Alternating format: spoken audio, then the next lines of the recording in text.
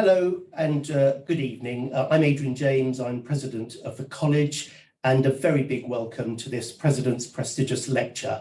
And it gives me a great pleasure to introduce Professor Henrietta Bowden-Jones OBE, who's going to talk to us on the subject of breaking free, how to stop gambling. Now, Etta is one of our most esteemed psychiatrists, and indeed most esteemed doctors.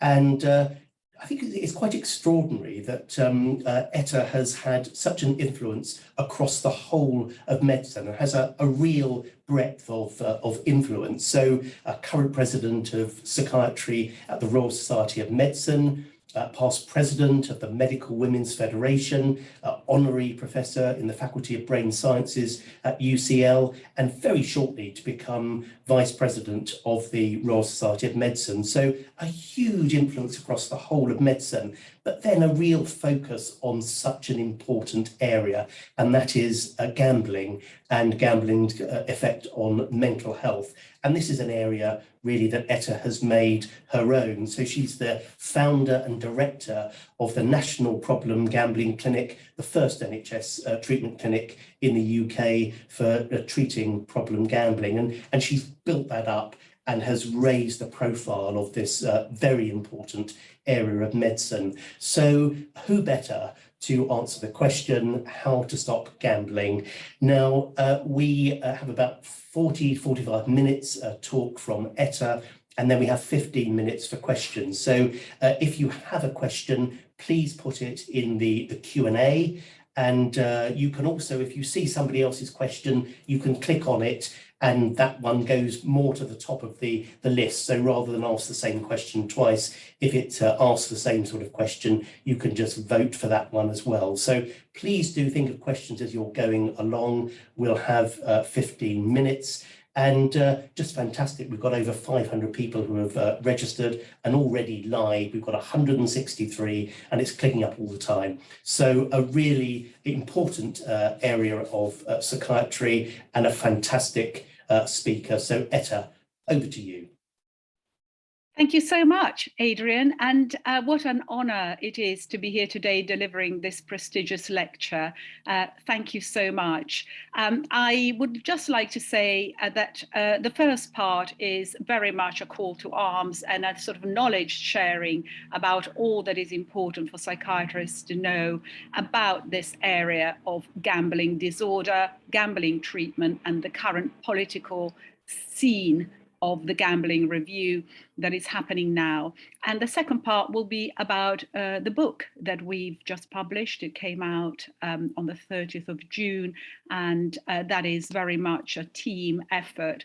But before I start, I'm just reflecting on the fact that for several years, many years ago now, when I first started the National Problem Gambling Clinic in 2008, I would try and talk to colleagues about gambling. And generally speaking, their eyes would glaze over and they'd look at me with a sort of look of sadness and despair and ask me why I wasn't sort of focusing on things that really mattered. So it is, you know, with real emotional, let's say, satisfaction that I am giving this lecture today to so many people. But let me just briefly let you know. So I've talked about the fact that I'll mention the political side. The gambling review has been stalled for some time. It was due out in its in the white paper before the summer. It's now been postponed again. I'll talk about suicide and the recent coroner's report. I'll talk about why independent funding is so important. I'll mention the NICE guidelines, and for the last 15 or so minutes, 20 minutes, I'll talk about the new book. And this is a very bad photo of our clinic. We used to be in Soho, right in the center of Soho, which worked extremely well until the largest casino in the whole of the country opened next door to us. It then caused a lot of heartache to our patients who would come out of the tube, and the first thing they saw was the casino. So many of them were lost on their way to us. So we're now in Earl's Court in this large addictions building, and all are welcome to see us. This is from a few days ago. These people, several of the people in this who are authors of this or who have contributed to this book were with me at the beginning, before 2008, when we were drawing up the plans based on Nancy Petrie's work. Some of you will remember her. If you don't, you should look her up. She's no longer alive, but she was a leading light in the field of behavioral addictions and evidence-based. And when I was setting up the program, I used her protocols from 2006 as the most recent evidence-based way to treat this disease in a country where no NHS system existed and no evidence-based system existed. I'll mention Twitter because this is very much how the world of behavioral addictions connects. We have people with illnesses, whether it's gaming or gambling, who feed into our knowledge and share and contribute. We have colleagues from all over the world. I sit on the expert group for gaming disorders for the WHO. We have all of those people on Twitter communicating. We have all the gambling network. I highly advise you to join us and our community if you would like to. So I mentioned the clinic in 2008, and so I thought it would take me just a very brief couple of years to convince people that we needed more clinics, because of course as soon as I opened, hundreds and hundreds of people came forward for treatment. But it took 11 years, and this is, I suppose, a lesson for some of you. If you don't give up, persevere. If you really believe something is needed as an intervention, don't give up. Eventually, thankfully, and thank you to Matt Hancock and Jeremy Hunt, who were the two health secretaries who really made it happen, we ended up with the allocated funds to set up 15 more clinics, and everything, all of them will be open by 2024. So we've got 8 at the moment. But the most interesting thing about gambling-related harms is that there is so much we don't know. And we don't know it, as I mentioned earlier, because we don't have any research that is independent of the industry. The industry is extremely rich, £14.2 billion in 2020. And harms are not just to the individuals, but to their families, to the workplace, to the wider society. A public health approach is the only way to tackle this issue. I won't spend long on the prevalence because basically none of the prevalence studies are worth spending a lot of time on. Excuse, I don't mean to be rude, but it's just the way it is. No proper funds have been allocated independently to this. But what is clear is that gambling disordered people don't answer the phone because they owe money to people. So a phone survey is no good. Even less so will they answer the door if a stranger knocks because they're worried about being harmed or being asked for money. So the methodology, it needs to be reviewed. There's work going on at the moment, but what do we move on to? Every time we've done something online, the prevalence looks much higher, 1.7, 2.7% of the population. If we do it by knocking on people's doors, it's about 0.2. So we've got an issue here. I won't dwell on that, but it is something we're working on. And 7% of the population were thought to be negatively impacted. So it's far-reaching, the harm of gambling. And we have research showing that over 60,000 children are problem gamblers in recent years. So when we look at the statistics for the National Gambling Treatment Services, and this is a mix of services like the NHS ones, of which there are now 8 clinics, solely now funded only by NHS money, and the Gamble Aware, which is a charity that receives funds from the industry and delivers them to now non-NHS clinics. In the past, those funds also reached the NHS, but no longer from March the 1st of this year. So what does it look like? Well, we know that less than 5% of people with a gambling disorder are actually receiving treatment. And that's not great. We need to reach the other 95%. We need to know what works. We need to understand remission, relapses, and we need to amplify the networks in order to try and reach at least twice as many pretty quickly. We have now appointed an NHS lead For all the clinics, I can't tell you who it is because although the interviews have taken place, it hasn't been announced yet, but that person will coordinate these networks. We need outcomes. If I tell you now that no one objectively is measuring outcomes for any of these clinics, in a way we're sort of left to do our own thing, you know, that's not good enough really when you're talking about investing NHS funds in terms of delivering good treatment and improving it at all times.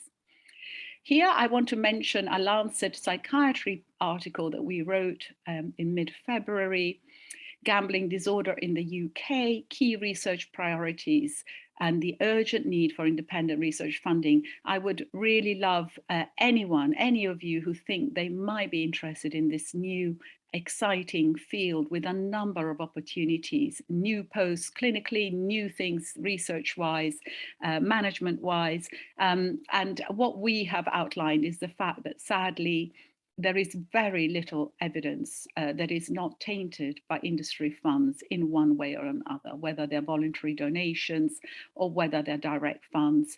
And therefore, very important that things get looked at again and the conversation restarts, because the type of work that gets commissioned is just as important as whether there is inherent bias in the work. For example, has there been enough neurobiological work done? Have we done enough on looking at vulnerabilities? Have we done enough to look at suicides and how many suicides occur now in relation to the causality, the cause being gambling? No, we haven't. And I think there is something to be said about where the funds have been coming from and why this kind of research hasn't occurred. Now, we are very clear that no industry money can be linked to research, and therefore very little research is happening because of that. And this is the actual article. If you want to look at it, it's open access, so you can get it. This group that we've got, you're welcome to come and listen to some of our presentations. We have about 6 meetings a year. Sam Chamberlain, who's now in Southampton, and I co-chair it. And we have large networks, national and international, looking at various aspects of gambling disorder and also other behavioral addictions. There are strong gaming component in terms of the membership. We have called and have written a paper that has gone to the Treasury calling for a statutory levy, a 1% levy, because in our opinion, if this existed, that would give an enormous amount of money, well over 100 million, that could then be distributed for high quality research. And that money could be handled by the MRC or another independent body. And it's clear that the organization should not have any conflict of interest. We need randomized controlled trials. I sit on the NICE guidelines. That's where I was for most of today. It's great that NICE guidelines for gambling disorder exist, but it's very depressing when you look at what's been funded and what's been done and the quality of the studies. We just have very, very little. We have just finished a Cochrane review on this that NICE will use as a sort of on pharmacotherapy, and that is a further example of how depressing the whole scene is, but also of the opportunities. And I'm speaking to some of you out there who might be at the beginning of your careers. This is a field that needs a lot of new colleagues. There are, as I said, things that need to be discovered.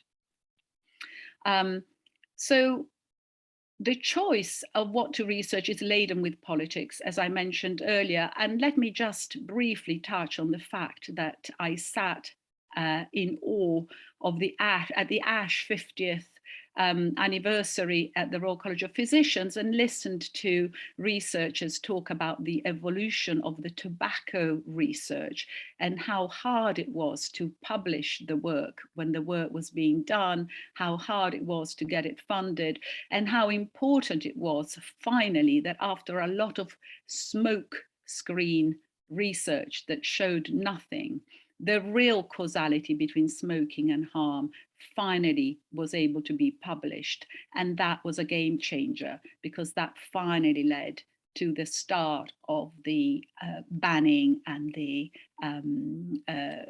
decrease finally of the tobacco power. So the fate of gambling research rests with the current government as we speak. The Treasurer in number 10 will have to make a final decision imminently. When I look at the obesity strategies that have never been implemented, there's about 30 of them. When I look at the sugar tax, when I look at the obesity rates across the country, to be honest, I'm not that optimistic that all that we worked on for the last 3 years, all that I've worked on for 15 years to try and show the need to treat it as a public health issue, I don't think any of this will be taken seriously by government. It is taken seriously by many politicians and many ministers, many lords. But the problem is what happens when financial concerns, you've got a financial downturn. Do people really want to have less money coming in? Do they really want to divert it onto treatment? So this is a very big question that needs an answer. Just to remind some of you who will know about the fixed odds betting terminals, how hard it was without the evidence, because no evidence had been commissioned in terms of research. We won that battle. The maximum stakes were no longer £100 a spin, but we had to do it through an enormous pressure from pressure groups. So what needs to be looked at? Well, I would say the top two things right now: how harmful is gambling advertising exposure? I know some of you will have your thoughts. I am absolutely certain that the industry would not be investing large amounts of money in advertising unless they thought it brought more people into gambling. And as we know that the majority of the money made is coming from a very small amount of people, as I'll show you later, you have to ask yourself, who are these people? And the suicides I've mentioned earlier, I just want to briefly show you Jack Ritchie's face. He killed himself. He had a gambling disorder. In the recent coroner's report that his parents, Liz and Charles Ritchie, managed to commission and obtain, it was a damning report on all that had happened, and the government ended up apologising to Jack's family, as the coroner's report had found that the system in place hadn't stopped Jack from gambling despite his addiction. The warnings he had received were insufficient to prevent him from gambling. The information was insufficient to inform him of the treatment available, and the treatment he received was insufficient to treat his addiction. And in part, that was due to the lack of training of professionals. We're talking some time ago, but the most important thing to say is that these are lessons learned, and that we are very hopeful will inform the clinical network of NHS clinics in the way they train and work with non-stat agencies. There are at least 17 or 20 brilliant charities and agencies around the country filled with workers who are really committed to delivering treatment to save lives and treat people's gambling disorder. And one of the jobs of the new national advisor will be to coordinate the systems so the NHS seamlessly can work with different levels of severity and make sure that training on suicide and risk is done properly. I've mentioned the NICE guidelines. It's really exciting to be part of this. I don't need to spend any more time on this slide. However, I do want to spend time on this.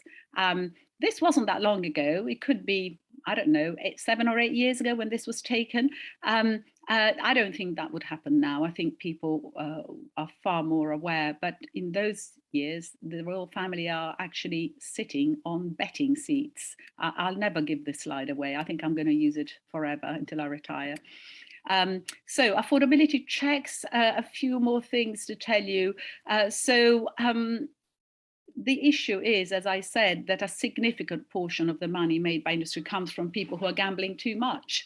And if we don't have affordability checks, they will continue to do so. The data is there. The industry has the most sophisticated data analysts. They know who's gambling too much and when they can't afford it. I won't dwell too much on the treatment side because we're going to move on to the book in a moment, but just to say that when I did start the clinic and later on as the clinic developed, these Monash guidelines were extremely helpful. They consolidated the work that I'd been using in terms of Nancy Petrie's experiments in Maine, and the 8 sessions of CBT were very much what we started with, what we continued delivering. We now work in a group setting as well as one-to-one. We work remotely, pretty much only remotely, because what we realized in lockdown is that everyone was showing up for their appointments and they were doing just as well. And so no DNAs, it made perfect sense. They didn't have to buy tickets to come to London. They didn't have to spend their money on that. They didn't have to miss work. So we've carried on online. And we have psychodynamic treatment as well, which was important for us to be able to offer because of the trauma and the fact we knew it worked well. We do need to make sure that across the whole of the country, whatever works well can be delivered to all patients. What we can have is a postcode lottery where, depending on where you go, you either get evidence-based or not. It's a sort of parity of esteem for behavioral addictions, I feel. And again, that will be taken up within the NHS network. Naltrexone, yes, we use it. I started using it several years ago when I was meeting colleagues at international conferences who were using it. My trust, CNWL, was wonderful. They agreed that if we wrote the guidelines for the Royal College of Psychiatrists and they were, well written and well evidenced, we could go ahead. So some people, it's like night and day. Not all of them, of course, but the few people who we do end up giving this to often stop completely. And that's very exciting. We have so much work to do on this, RCTs on the dose, on why and who, and the genetics of it. So we're not experts, but we are seeing some good results. This is me a couple of years ago training up some more addictions doctors in order to get naltrexone flowing into other parts of the country. My thanks to the APPG on gambling harm for being so extremely dynamic. People like Carolyn Harris, Ian Duncan Smith, Ronnie Cowan, they are the people who've been pushing for free bets to stop, for stop the targeting of players, for the levy, for the gambling to be treated in the NHS. And equally, the House of Lords has been following gambling and has had committees about gambling harm for many years now. This is only, the Peers for Gambling Reform has 250 lords on there, all trying to stop all the harm that is happening. And thank you to them, because they've managed politically to move things on. They want an independent ombudsman. They want a review of harm in relation to products. And so that's great work. If you're interested, they have reports to read. So lastly, I really am hoping that we will see a better regulation and adverts being addressed, and a focus on online and how we get a review that's fit for a digital age. So that was the first part of my talk. If any of this has excited anyone, I would love to talk to you. I can talk about this for hours. I think there is room to really politically be as active as possible to make changes using our medical knowledge. But let's move on to this. So this beautiful book, Breaking Free: How to Stop Gambling. Well, this is a product of 15 years of working at the clinic. The seed of it is in the few studies that Nancy Petrie did, and she was going to be one of the authors with us. So it is with great sadness that we don't have her on the cover, but her spirit lives on. The work actually got done not because of my work ethic, but because of Venetia Leonardaki's work ethic. She's my lead psychologist in the clinic, and having had it in my top drawer for a while, when we were chatting, I said, how about, since you're so good at teaching everybody, how about the book?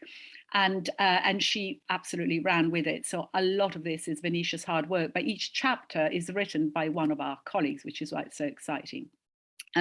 I'll mention, so the next bit, so I'm now going to tell you some really good tips about how to get people to stop gambling. And as I was compiling this for you all, I know I'm interested in gambling, but I did think, gosh, this is really quite good, you know. So again, well done, Venetia, and well done all the people who wrote. I just wrote various bits of it, but actually the chapters are so good, so practical, and they are for people who have a problem just as much as they are for people who are trying to treat the problem. But what I'll say is, you know, like someone I know who wrote a book, you know, where there is no vet, and all over the world where there's no vet, they've got this book. So this is a bit like that, you know, even if there's no one who knows about gambling, you can probably do some real good holding that book and trying to implement some changes. When we started, everything was land-based, literally everything. Hardly anyone was online. Hardly anyone had smartphones. So really, these Recover Me and Nomo apps that track your progress, no, they didn't really exist. They do now, so people are welcome to use them. But in the old days, as they say, this is what we used. And I rather like that because you know, every day, if you're abstinent, you climb that mountain and you go from bottom left to top right. And you can quickly see how exciting it is to see yourself climbing as things go well. As I say to my patients, the fact that on a day that you stay flat means you've gambled, that's not a full relapse. I always say, see it as a lapse. It's not a relapse, it's just a flatness. So I like that. Psychologically, it's good. And, you know, so you just get yourself a piece of paper with squares and you can keep on going, and you can write why you are sort of flat instead of going higher if you need to. Basic. This whole book is quite basic if you look at it in detail, but all of it is so clever because it's so achievable. And I will say behavioral addictions are treatable. This kind of treatment does work. We have you know, the majority of our people, whether 70, 80% of people, stop gambling. And these are people who often have been gambling for 30 years. Yes, the ones who've been gambling for 30 years sometimes need naltrexone, admittedly. But generally speaking, it is treatable. So how do you know you've got a problem? Well, I'll go on to the lie bet in a minute. You know, if you've got debts from gambling, I would suggest to you that it's time to review what you're doing. If you look at what percentage of money goes into gambling, some people would argue that if that percentage is high, that too is an issue. Others would disagree with me. I think that, you know, there is a line to be drawn at some point. Emotional distance from spouse, children, important to look at. Neglecting work, the stories go on. When you look at chapter 2, how do I know I have a gambling disorder? Well, the quickest way that people tend to use is the lie bet. Have you ever lied about gambling to anyone? Try to conceal the extent of your gambling. And have you ever bet more than you can afford to lose? 2 simple questions, but interestingly, I get asked over and over again. You know, people say to me, well, what if someone shows up? How do I really know? What kind of question can I ask? Those 2 allow you to do a pretty good screening in relation to whether someone says no to both. Well, they could be lying, of course, but generally speaking, if they say yes, you can move on to the next bit and accept that they might need an intervention. And people for whom gambling is an issue tend to chase their losses. Some of you will know what I'm talking about, others will have no idea. But chasing your losses means that if we all go to a casino, and by the way, I don't gamble, but let's say we all went to a casino tonight, and we all lost, because generally speaking, that's what happens. The ones of us who then decided to spend the night at the casino or return tomorrow morning would be the ones who are very vulnerable to having a problem or already have a problem. Chasing your losses is trying to recoup your losses, trying to get your money back. And what do we use? Well, people use different things, but the Problem Gambling Severity Index has been a real friend to us and to many of the clinics across the world.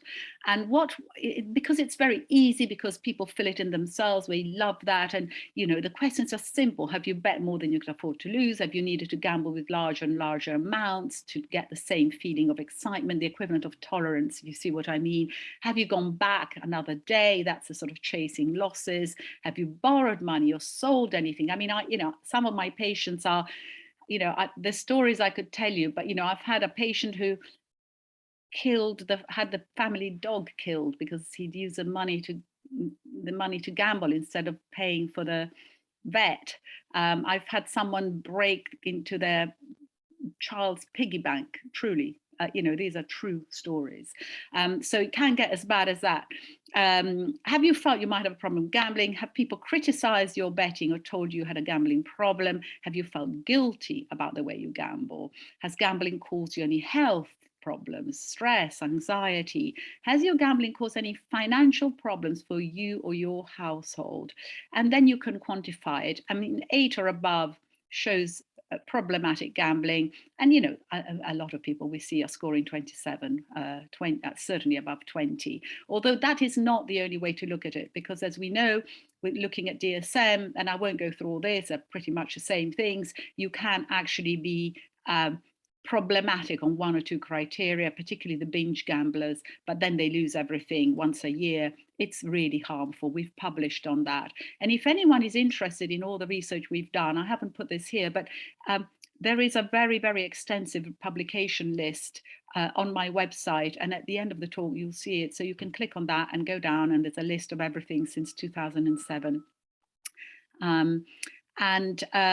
So the DSM criteria, 4 or more in the past 12 months, but don't rely on it fully. We do use clinical histories, as you can imagine. So we're looking now at chapter 3, increasing motivation to stop. The drive to change one's habits changes day to day. It's easy to embark on treatment. It's just as easy to drop out. You can refer and then not show up for assessments. We know that that used to be a really big problem, now less so online. I will tell you about one of the things that struck me some years ago now. Someone came to see me, and they told me they wanted to go on holiday with their mother, and they were going to stop gambling so they could take their mum on holiday. The more I asked questions, the stranger the whole thing became. Turns out that actually he had been estranged from his mother because of the gambling, but now he had her ashes because she had died, and he wanted to make good and bury her in her place. The place that she would have loved to be buried in if she'd had any money. And so I warned him against driving off. I said, it's going to be really hard. And he said, no, a road trip, I'll put the ashes next to me in the car, and I will go all the way across the country to the north and bury her there. And I thought, wow, that is just beautiful. Anyway, he made it about 20 miles out of London and stopped at a petrol station and gambled the money for the trip away. It was extremely heartbreaking, but it was also a demonstration to me about the severity of this illness, when every intention and every motivation, a life made good that he wanted to do for his mother, no longer there, and he wasn't able to do it. Anyway, it's harder to achieve these changes when it's to please a spouse or parent. So you really have to embrace that motivation. It's got to come clear to you why it's going to be for you. And we use decisional balance sheets. A lot of you won't know what I'm talking about, because this is really much more to do with the psychological field and the psychiatric field, but it really is amazing. So, but simple. So we look at the pros and cons of change. We work on what do I like about gambling, what do I dislike about gambling, and everyone has their own personal thing. Sometimes very hard when you've lost your home, as several of the people I've met have. What is it that I like about the thing that has made me lose my home, my marriage, my job? What do I dislike about gambling? Well, that's easier. People do talk about that, the financial, the legal consequences. What do I dislike about not gambling? Well, gambling serves a function to our patients. When it's not there, it leaves an enormous gap. So what is that gap about? What are the triggers? And there's a chapter on triggers later. What is missing from life if you don't gamble? And then what do I like about not gambling? Not just the absence of negative things, it's about visualizing a world without gambling and how different life would be. And when you talk to people, as I did, I try and do the Christmas shift. Most Christmases I'm sitting there often on my own and with one other person, and people tell you, doctor, it's the first time in my life I've been able to buy Christmas presents. How grateful am I to this clinic for this? And I think, God, that is right. You've never had money to buy anything for anybody. And so that's the sort of thing about what do I like about not gambling. You can show you can live in a world that you can share with others.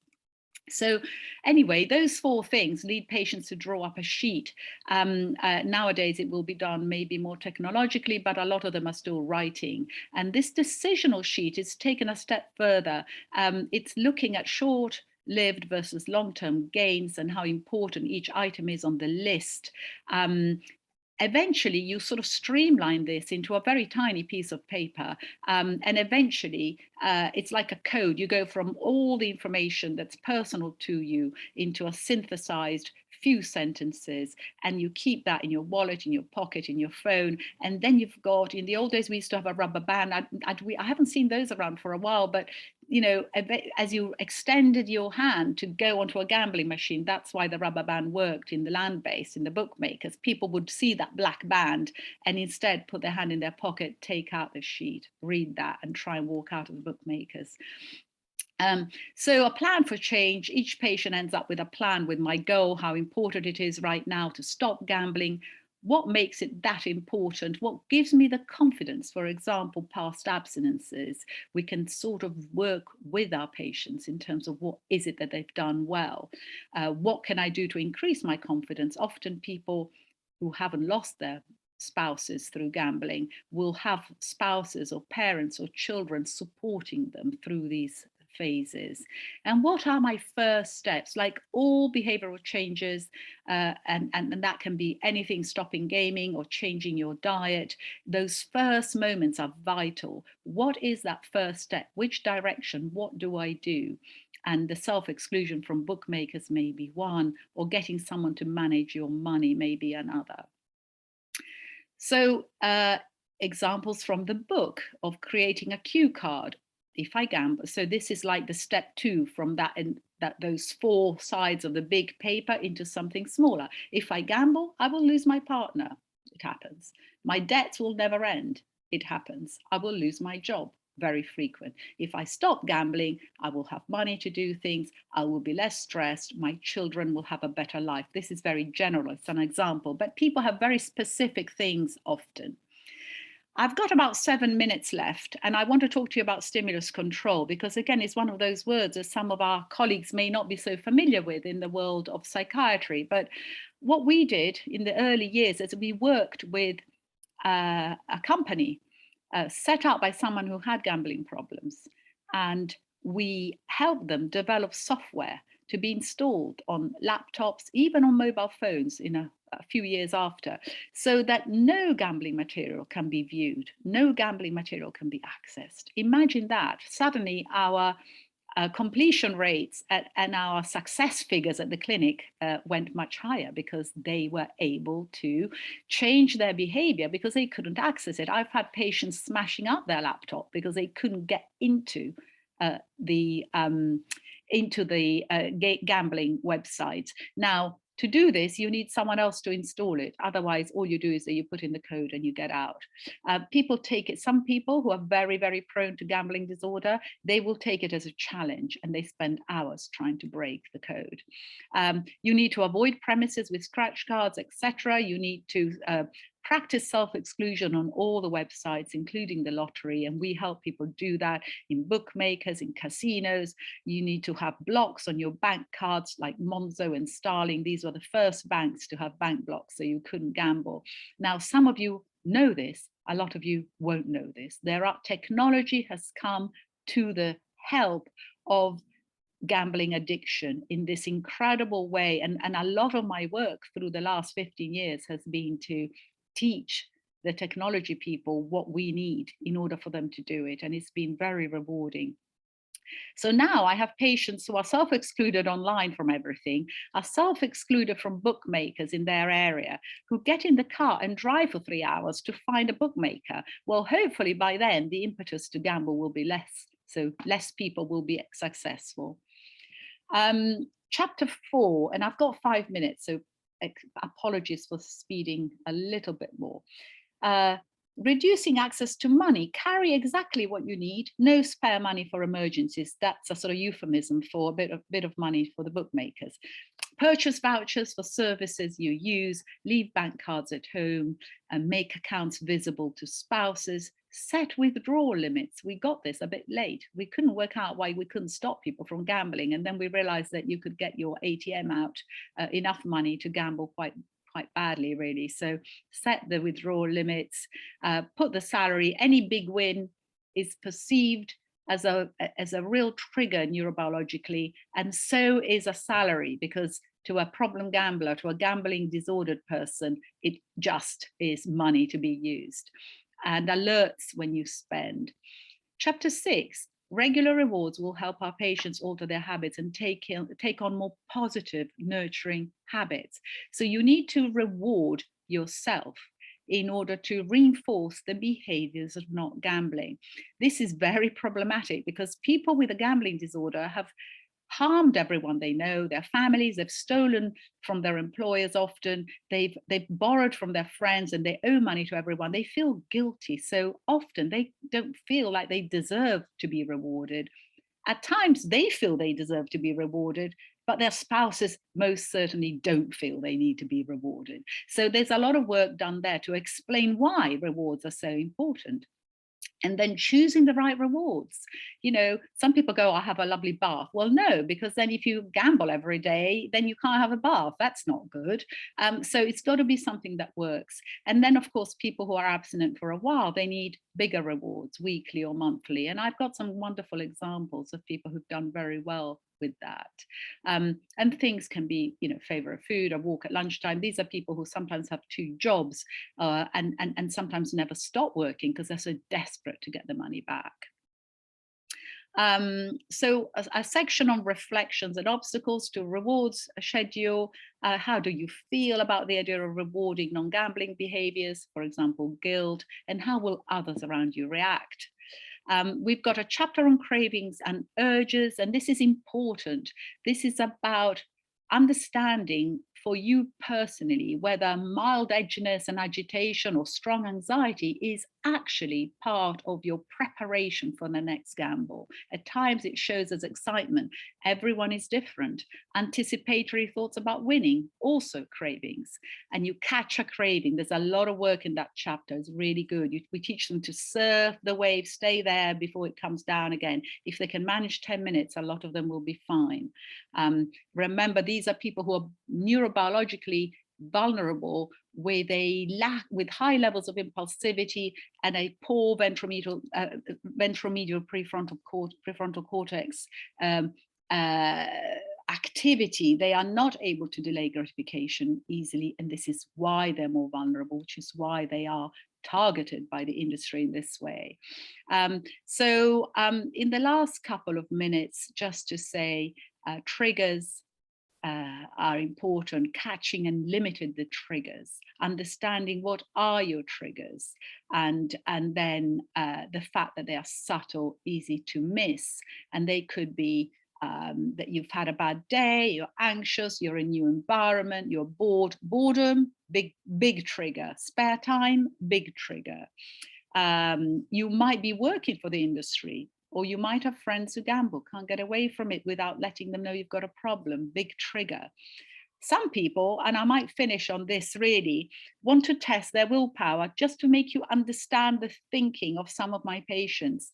I had successfully treated someone with naltrexone after they'd lost everything, their home, their marriage, their job, everything. I had successfully treated them with naltrexone. There was no gambling for like a month.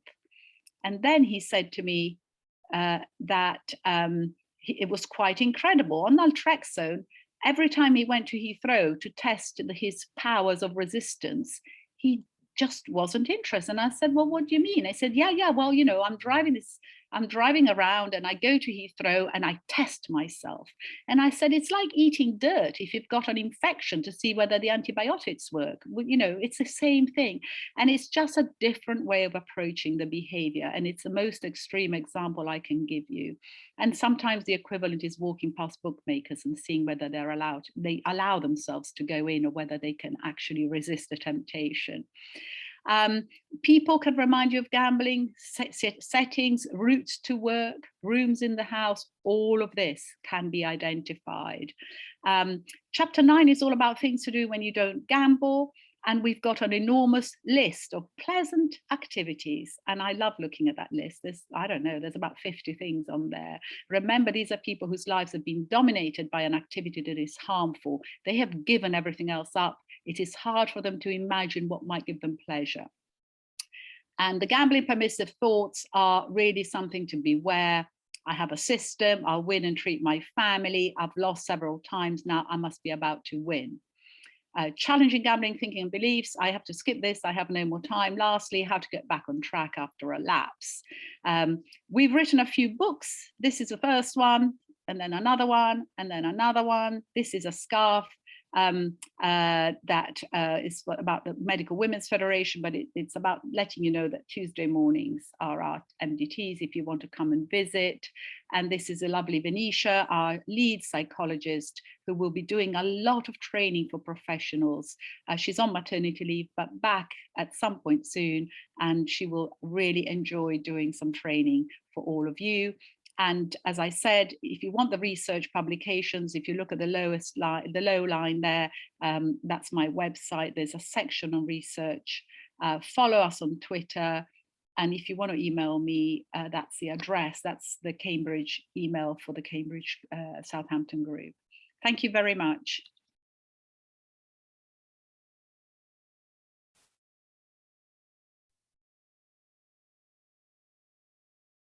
Well, thank you so much, Etta, for, first of all you've done in this area and to raise the profile of problem gambling and the work politically that you've done, as well as the clinical work and the setting up the service. And thank you so much for the running through the background. I mean, the figures are extraordinary, isn't it? £14 billion industry, 1.7% of the population affected, and the treatment gap of 95%. And then going on to those, the practical suggestions as to assessment and treatment. We've got quite a number of questions. I just wanted to say that in the chat, there's a link to how you can actually buy the book, and there's a 30% discount. Somebody did raise an issue about where the royalties go. They thought that do the royalties go to the clinic or to a charity, or they thought. Could you answer that one just first of all? It's a thank you. What an interesting question. The thought. I mean, first of all, I can't really imagine, much more than £5 coming our way. But it would be very important that the money should go to the clinic. To be honest, every talk that we give, all the money goes to the clinic, and equally that would be the same. But it might need I think it's good to be asked, actually, because we will speak to CUP to make sure that happens correctly. Yeah. Okay, that's fantastic. So a number of questions. I'm going to group some of them. And there's one from Jerry Lynch saying, do you see a link or association between gambling and sex or porn addiction? But then also from Rahul, do you think there's a possibility of a cross addiction in gamblers, including indulgence in stock, share trading and cryptocurrency? So the crossover, I guess, at the same time, or serial sort of crossover. Okay, so very good question. Let me just start by saying that although we need much more on the neuroscience of this illness, it is clear that if you've got an impaired ventromedial prefrontal cortex with delayed gratification, with impulsivity, you are going to be more vulnerable, not just to one thing, and therefore it is absolutely possible that before the gambling took over completely, you may have been indulging too much in alcohol or drugs, etc. What I will tell you now is that we do not see concurrent severe dependencies very often. Yes, we sometimes have alcohol dependency, but it's by no means the norm. What we do see is incredibly high use of porn material as a rest period between gambling episodes in gambling disorder in any one day. So if someone's gambling for, or indeed gaming for 10, 12 hours a day, they might take a break in those hours to watch porn. But if you ask them about it, they will never talk about the porn as being the main issue. Whereas I have met people with porn dependency, addiction, call it what you will, and they really are harmed by it for very many different reasons. On a good note, the government is now looking at porn as the next thing that requires something, and a lot of young people are complaining of problems and not knowing how to help themselves. And again, I think tech will have a big role. Just mentioning the gaming disorders clinic, in 2019, I set up the first NHS clinic to treat gaming disorders. It's called the National Centre for Gaming Disorders. We are overwhelmed with work. It's nothing to do with gambling. These are young children. They're living at home usually. Although we have treated older people, we do need help with that. So if anyone's interested in gaming, I need help. We're overworked. So yes, absolutely, vulnerability is there.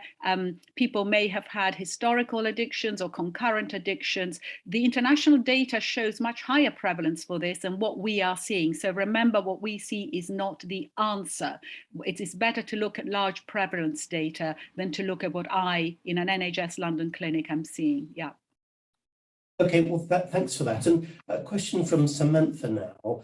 Looking at the threat to the younger population, do you think the government was correct in recently announcing that they do not class loot boxes as betting when they are illegal for several countries, and there is evidence that this can lead to gambling addiction? I had to look up what loot boxes were, actually. I'm glad this question was asked. So I was one of the people who wants them. I am one of the people who wants these regulated, and I'm not going to give up on this. What I will say is that we do have people at the gaming clinic who are using loot boxes, who have stolen parents' credit cards in order to spend money on loot boxes. We know from David Zendel, so if you're interested in this area, David Zendel is the greatest researcher on loot boxes and associations with gambling disorder. The issue that the government did, what the government did was to say, you haven't proved causation. Well, you know, to prove causation, you need to be funded for very large scale studies. And if there's no money, then you're never going to prove it. So he brings it back to my initial point. Either you use a precautionary principle, and in this case, I think they should have done, or you are not protecting everybody. Okay, that's great. And say, just so people know what loot boxes are: consumable virtual items redeemed to receive a randomized selection of virtual items. If you're gaming, apparently, if you pay extra money, and you might get, you know, for example, in a sort of military game, you might get extra weapons, and so you do better with the game. So next question is from Elisa. When is naltrexone introduced, and for which patients? And also thank you for an excellent talk, and we'd all echo that. So when do you introduce naltrexone? At the moment, we are very excited about NICE guidelines coming in to give us some direction.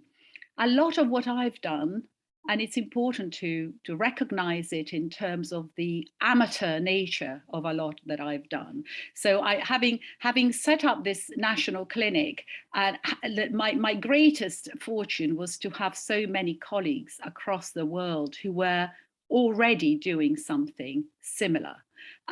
So I used their experiences, I used clinical anecdotal evidence sometimes when there was no large-scale evidence. And naltrexone, I think, is probably the best example of this. You know, by the 5th conference that I went to, where everyone was using naltrexone, but not really above 50 for some reason. People hadn't quite ventured higher than that. But 50 milligrams they were using with good results. I thought, well, okay, so I will try and use it. But the reason why I'm explaining this is that if you do something new and you don't have the guidelines particular to your population in your country, to your NHS body, it is dangerous as a doctor. You don't want to take risks. You know, how did I know that someone might not be harmed by this?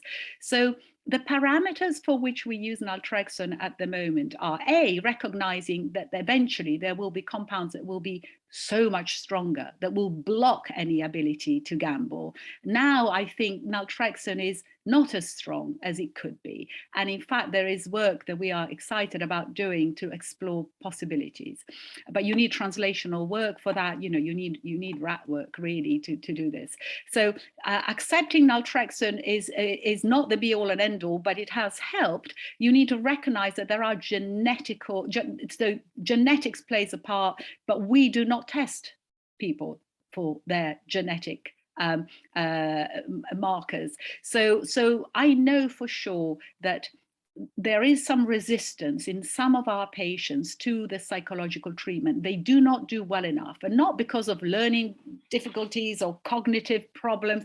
They just don't, because the urge to gamble is so incredibly strong. They're normally people with parents and or grandparents who had gambling disorder, and they are people who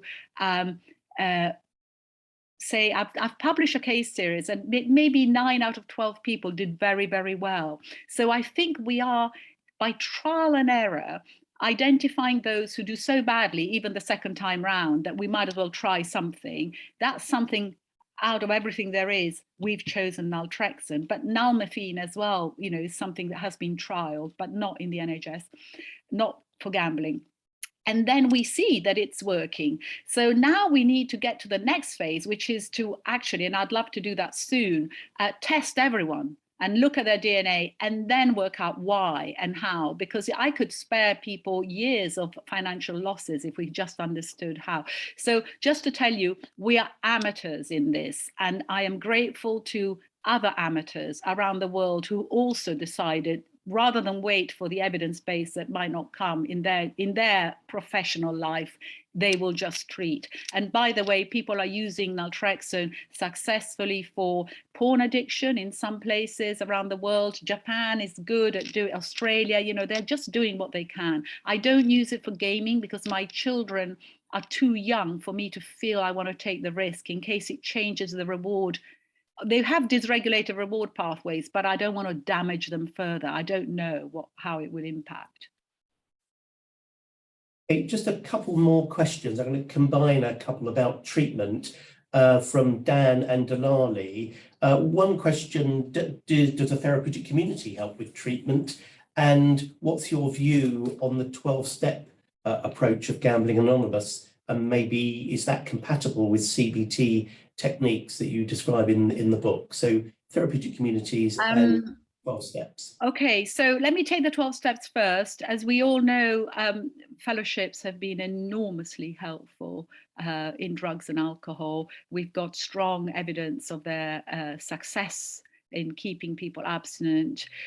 We're always a bit behind with gambling. And so there is data now to show that even in gambling, 12-step fellowships are working. We haven't as yet we used to host a 12-step, a GA meeting in Soho, but I think that we haven't quite taken it to the next level. So I would say that I'm open to working together again, more in depth.